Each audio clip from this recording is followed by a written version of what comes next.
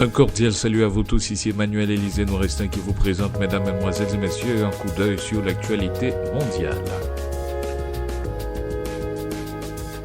La mort d'Oussama Ben Laden ne peut faire oublier une série de revers pour la diplomatie américaine, notamment au Moyen-Orient. Elle est jusqu'ici la grande absente de la campagne présidentielle qui s'est concentrée sur les problèmes économiques et sociaux qui touchent le peuple américain. La politique étrangère des États-Unis a subi durant les 4 dernières années certains revers, notamment au Moyen-Orient.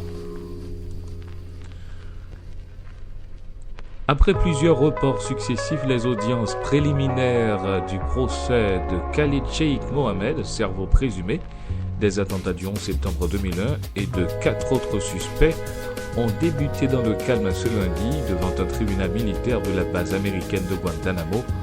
Le ton policé des débats qui ont porté sur la représentation juridique des accusés a tranché fortement avec les audiences chaotiques du mois de mai, au cours desquelles les accusés avaient tenu des propos provocateurs, refusant de répondre aux questions du juge et d'écouter la traduction des procédures.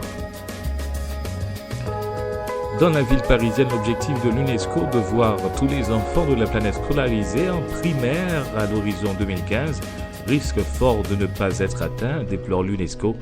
L'éducation pour tous, programme lancé par l'Organisation des Nations Unies pour l'éducation, la science et la culture en 2000, avait permis d'enregistrer pendant une dizaine d'années des progrès encourageants. En Haïti, l'ambassadeur Pamela White a reçu vendredi dernier un groupe de femmes entrepreneurs haïtiennes qui s'apprêtent à laisser Haïti en direction des États-Unis, où elles auront l'opportunité d'apprendre les techniques de base en entrepreneuriat, disons mieux. Ces femmes en provenance de différentes régions d'Haïti voyageront au cours de ce mois en vue de suivre des cours de gestion des affaires pendant 2 semaines au Thunderbird School of Global Management en Arizona.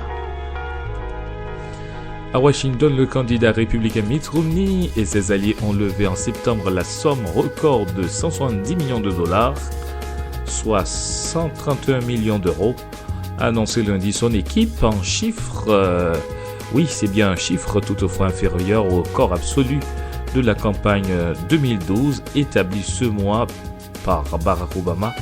Le camp démocrate a dit il y a 10 jours avoir collecté 181 millions de dollars en septembre, son meilleur mois depuis le début d'une campagne électorale qui s'annonce comme la plus chère de l'histoire des États-Unis.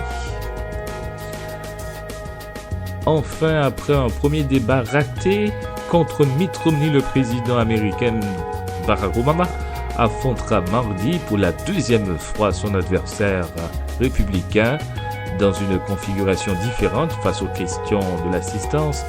Barack Obama, candidat à sa réélection le 6 novembre prochain, a reconnu cette semaine qu'il avait été trop poli lors du débat du 3 octobre et qu'il y aurait plus d'action à l'université Hofstra à New York lors de la confrontation de mardi. S'il faut bien dire ce soir. Mesdames, Mesdemoiselles et Messieurs, c'est un coup d'œil sur l'actualité mondiale présenté par Emmanuel Élisée Nourestin. Je vous invite, Mesdames, Mesdemoiselles et Messieurs, à supporter Radio Respiration FM, votre station de prédilection.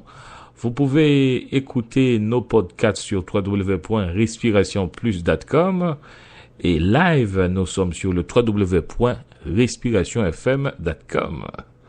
Je vous souhaite de passer une bonne journée sur les ondes de la radio Respiration FM. Bye bye.